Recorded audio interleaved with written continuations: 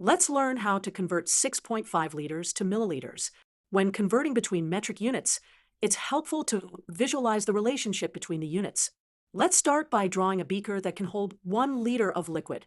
We can divide this liter into 1,000 equal parts, and each of these parts represents 1 milliliter.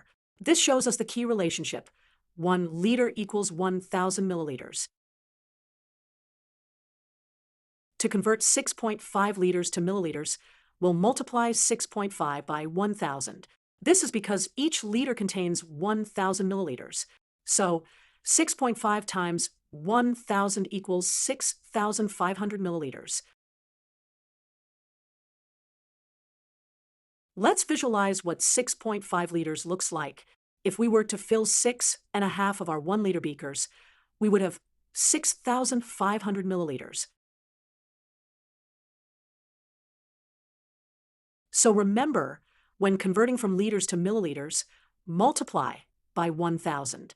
6.5 liters equals 6,500 milliliters.